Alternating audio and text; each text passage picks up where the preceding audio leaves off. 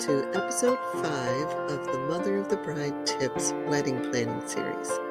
Today we will go over some tips for how to make a guest list for your wedding.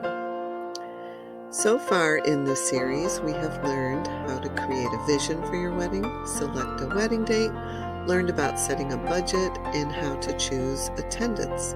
If you want to go back to see any of those episodes, the link to the playlist is provided below. In case we haven't met yet, my name is Kristen, and I have helped 2 daughters plan their weddings, one in 2 months and the other across 2 years. So I've been on both ends of the spectrum. And I'm taking what I learned and making this video series to help other brides like you through the process. It goes along with the printable wedding planner I designed, which is available in my Etsy shop below. So now that we have become a little acquainted, let's get started. Today we are going to help you make the guest list for your wedding. So first of all, we need to think about how many guests to invite.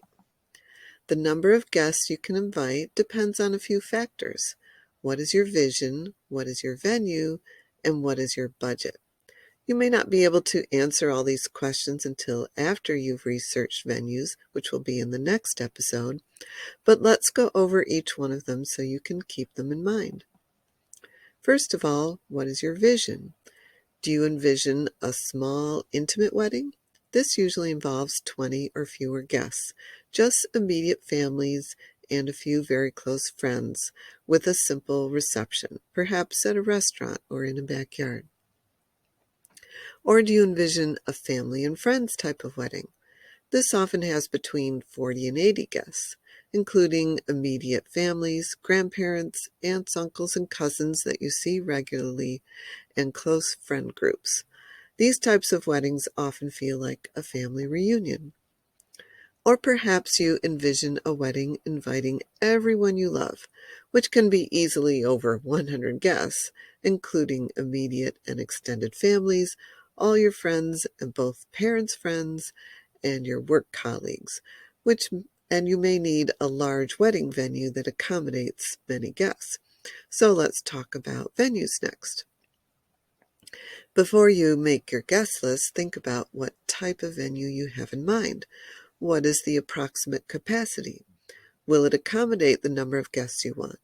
You may need to be flexible about your venue in order to invite more guests, or be willing to adjust your guest list in order to fit into the venue you want. You have to decide whether to find a venue to fit the number of guests you want or pare down the guest list to fit the venue you want. It's all a matter of priorities. When you make the guest list, you have to consider your wedding budget.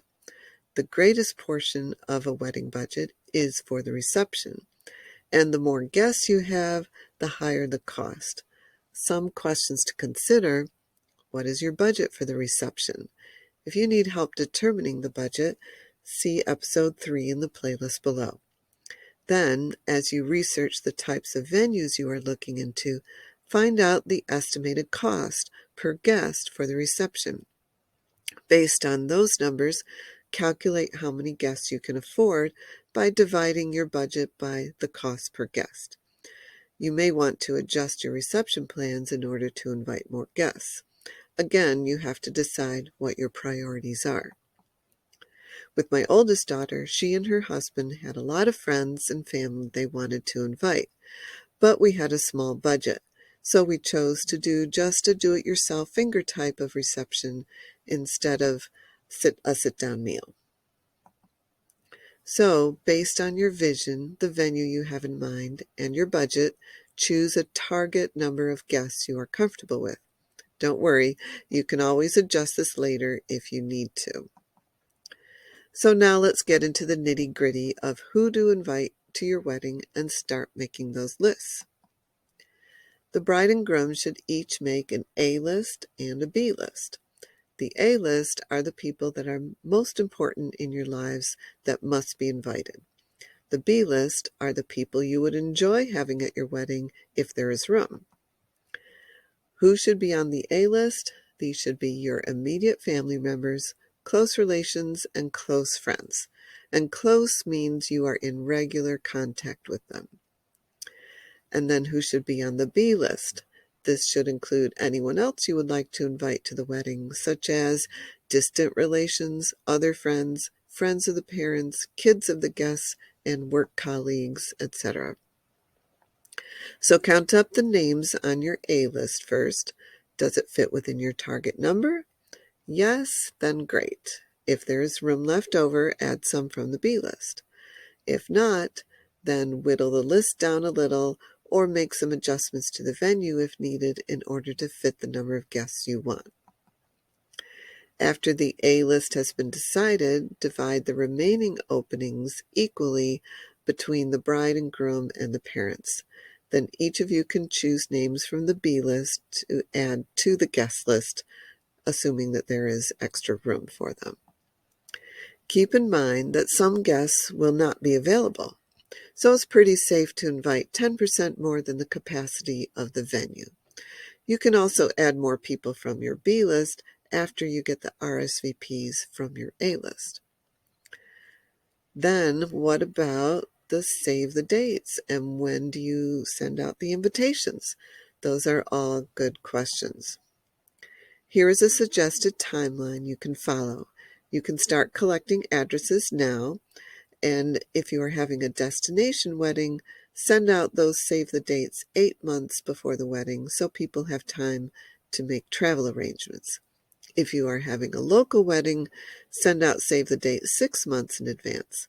Then aim to send the invitations 2 months before the wedding. If you would like some printable guest list forms you can download to help you make your lists, I have some available in my Etsy shop at the link below. You can use the coupon code YouTube50 to get 50% off this bundle. And if you want help planning your whole wedding, I have step-by-step wedding planners available in my shop that will take you through the whole process. See the link below if you are interested. Coming up next in episode 6 is tips on finding a venue for your wedding. So if you need help with that, keep watching. If you found this video helpful, please give it a thumbs up and leave a comment. To see more episodes of this wedding planning series as they are released, be sure to subscribe and hit the notification bell. Thanks for watching, and I will see you in the next episode.